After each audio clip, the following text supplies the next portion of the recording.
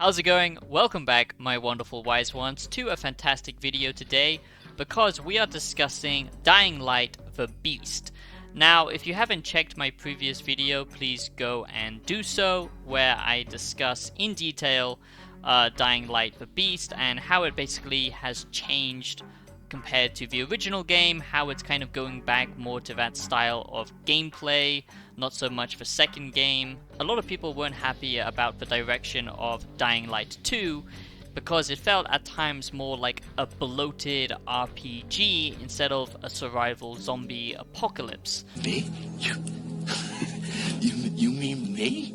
And again, that is what made the first game so special. It blended, horror with parkour from, like Mirror's Edge, and it took a lot of inspiration from that game, and great melee combat. And you have to remember that this was in a time when AAA games were still taking creative risks. Back when Mirror's Edge came out, not a lot of games did that type of parkour system, and Dying Light ran with that quite literally. Yes, I'm so funny. And zombies in media has just kind of become like a laughing matter, kind of a joke. There's even been movies making parodies about it, which are actually quite good, like Zombieland. But the whole point originally is a zombie apocalypse should be, scary. It should be, about survival. But I think a lot of people just got tired of the whole zombie trope. Finally, it looks like we're getting a proper, true successor to Dying Light. And honestly, that was the best zombie open world game. And I think this is just about to top it. Shut up and take my money! I do hope you enjoy this video, my wise ones, and I do simply ask that you do subscribe to the channel if you are new here. I don't want to draw too much attention to this, but there's been some recent horrible news out of America, and to me it just highlights everything that I always preach against. Tribal mentality, group thinking. It's very dangerous, and if you do subscribe, I just want you to know that you're joining a community, hopefully, of people who allow different perspectives, and we can have, just nuanced conversations around the things that we care about. That's very important. So if you do subscribe, become a wise one. This channel is all about creating a community of intellectual gamers and objective thinkers. So if that sounds good to you and you love game reviews, game analysis, video essays, and philosophical content, you're in the right place. Let's go already!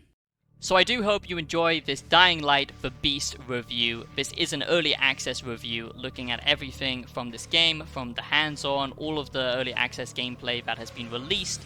And I do hope you enjoy this one. I'm going to get straight into the positives and negatives of Dying Light the Beast because honestly, this is a game that I've been wanting for a long time. It's basically a refined version of Dying Light. So I'm going to get into all of the positives and negatives so you can make up your own decision at the end of the video.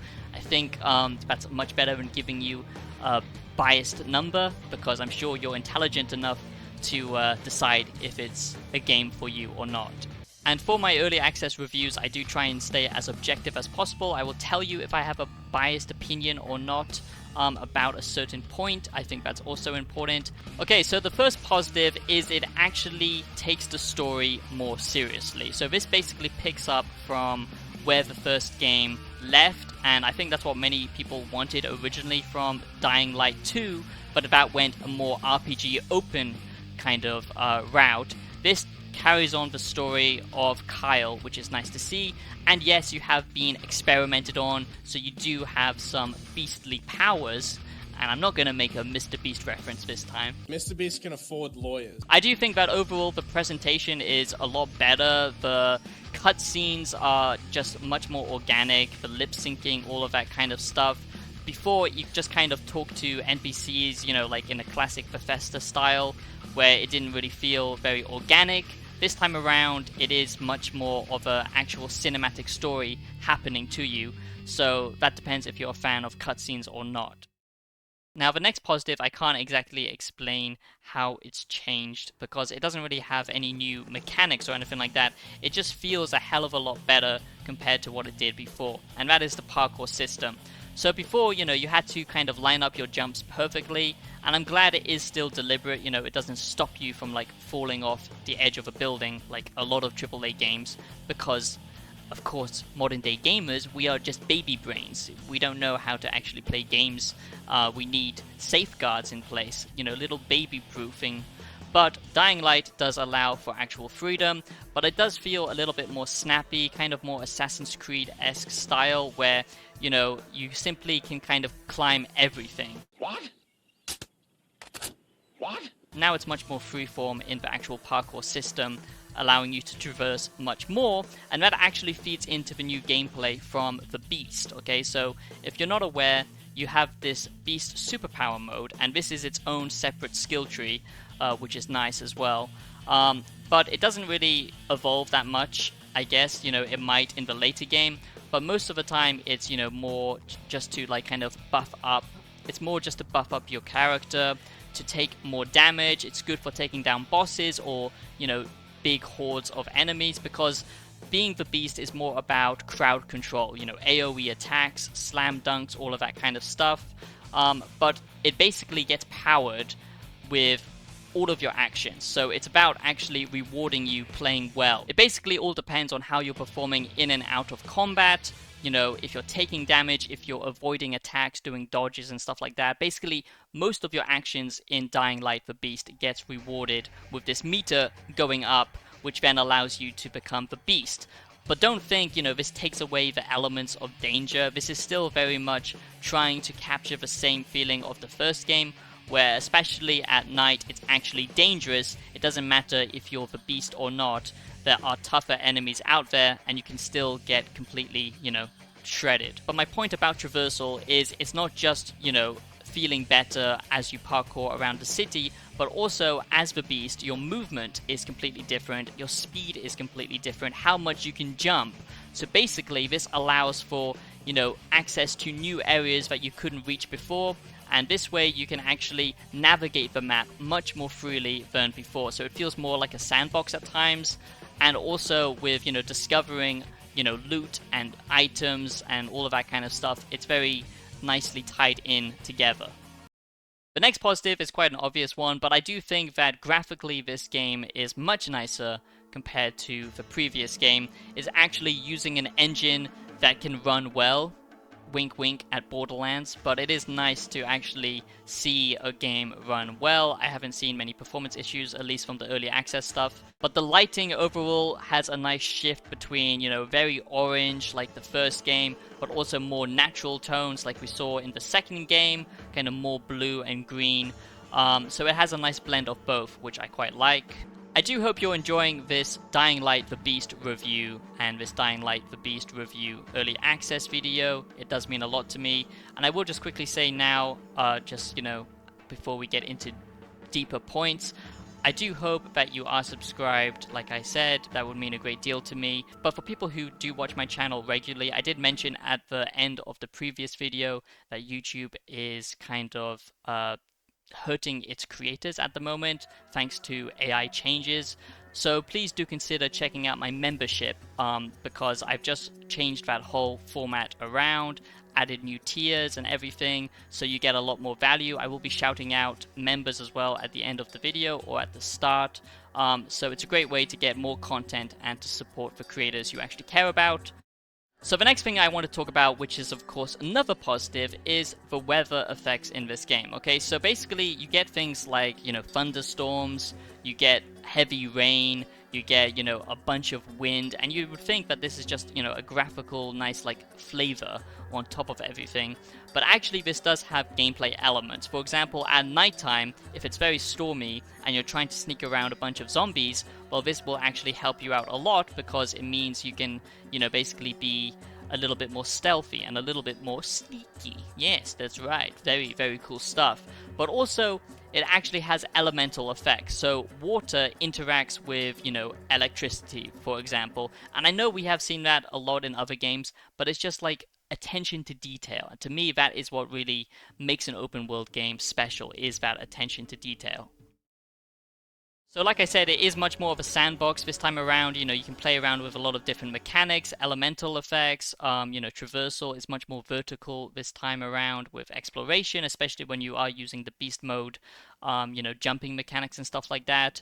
But also, freedom when it comes to weapons, because now there's a lot more guns in this game, there's more ammo as well, but it doesn't exactly change your encounters too much. You know, there are still times where melee is actually better depending on the enemy type, depending on the type of zombie, or if you are fighting, you know, just a group of actual normal people, sometimes guns is better, but not always. So it does still feel like, you know, melee weapons are useful. It doesn't get rid of their use at all, which I was worried about at the beginning. But I would say it feels slightly less wacky and creative compared to the previous games, but it is overall a net positive. And basically this is now done through blueprints, and I know that was a thing before, but instead of just kind of freeballing it and, you know, designing your own wacky weapons, it's better to look for these blueprints because you can get better weapons that deal more damage. So it kind of incentivizes you to hunt for these blueprints, basically.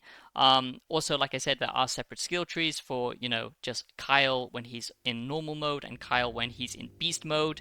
It kind of has a nice callback energy. I just suddenly thought about this, of like, you know, PS2 games when they would have like dark character mode and good character mode, like Jak and Daxter, you know, dark Jak, normal Jak, or, you know, kind of that edgy, you know, like, oh, I'm turning into the beast. It's kind of funny, but at the same time, I just like that energy that we're kind of getting, that kind of corniness, but, you know, it's fun gameplay-wise. Now, Dying Light was always good because it had, you know, cool little Easter eggs to find, and to me, that's what makes a good open world game, you know, having cool things to discover, naturally exploring, not just, you know, kind of checklisty things that you need to do in the open world to, you know, kill time. That's kind of the Ubisoft style, and a lot of people are kind of tired of that. We want handcrafted, actual fun side activities, and I am happy to report that Dying Light the Beast does have those moments. Like in the first game, you know, it has those moments of coming across a tiny little island, finding the Excalibur, and that's like a good early game sword in the first game. I think that's what it was called anyway, but it does have moments like that. So natural exploration, it does feel much more like a lived-in world, not so much with its NPCs and AI and stuff like that, but how the zombies move, you know, the different type of zombies, like they feel much more realistic. The human enemies, I would say the AI is kind of the same, but it does still feel much more fleshed out, and when you are exploring, like, there's good environmental storytelling and stuff like that. And that is very important for me because, you know, in a single-player game like this, you want to be immersed. The only small negatives I would really give it is it does have some, you know, grind to it, like I said, where I feel like it's not really necessary. And also the story and the writing, I do think that the way it's told to us is better this time around, the delivery and all that kind of stuff. But the characters themselves, the writing itself, sometimes does fall flat, but maybe it will get better as the game, you know, gets further along, but that might just be a personal bias. A few other things I want to mention is it does have, you know, modern day gaming elements in it where, you know, it gives you x-ray vision and all that kind of stuff, which I'm not a big fan of. You know, yellow markers everywhere. It is a AAA game at the end of the day, but for the most part it is much more hardcore and, you know, like the original kind of more horror experience like the first game was, especially when it comes to do with the dungeons, you know, the dark zones you explore. Now it actually feels tense because, you know, enemies in these areas are much more dangerous. It is actual darkness like in Dragon's Dogma 2 or something, and I love that. That's what makes it feel like a proper, you know, hardcore experience. More games need to be more confident in delivering, you know, real experiences like that. So basically it's just the writing so far and the grindy stuff, and that's pretty much my only issues with it right now. Some of the balancing as well, like there's too many cars that you can find at the beginning, and, you know, it should feel a little bit more scrappy. The same with the ammo. You know, I don't think it needs to be as aggressive as the first game where, you know, you can only find a few bullets. It should be realistic, but now it has kind of turned into more of a Far Cry shooter, which I know some people are looking forward to, and that is good, but, you know, sometimes I just think it needs a bit more tweaking is all. And the gore and everything has been ramped up a lot in this game, and I do think that is because of the recent release of Dead Island 2, and they wanted to compete with that. It is a mature game, which is nice and refreshing. I just hope that also gets reflected in some of the storytelling. And some of the side exploration, although I did say it does have good environmental storytelling, you know, a lot of it is kind of fetch questy designs. Some side missions are really good, but it does feel much more handcrafted, much more smaller, and the level design, this environment, the open world itself this time around, to me is much more interesting to explore, as it does feel more personal. So it does have all the hallmarks of a good open world game. The only thing I would say is I wish they tied narrative into the exploration a little bit more, so it's not just, you know, taking on the missions and doing it that way. That's really my only complaint and the small other complaints I had. But overall, I would say that Dying Light the Beast is shaping up to be one of the best open world zombie games. So please let me know if you're going to pick it up or not, and let me know your opinions down below in the comments on open world games and zombies and all that kind of stuff. And just let's have a conversation around the art form that is gaming, and you know, let's try and have a civilized discussion. I do put a lot of effort into what I do here, and I am trying to go full time, so your support does mean a lot. And yeah, just thank you for watching again, and yeah, having a conversation with you guys is the best part of it, so sound off in the comments. I do want to shout out 2 members that have either supported me for a long time, like Pong Elenisa and Steve Meister, yes, that is his name, who has joined as a soloist level or above. That does mean a great deal to me, so thank you so much to both of them. Thanks for watching, my wise ones, it does mean a great deal, and I'll be seeing you in the next video. Have a great day, and peace out.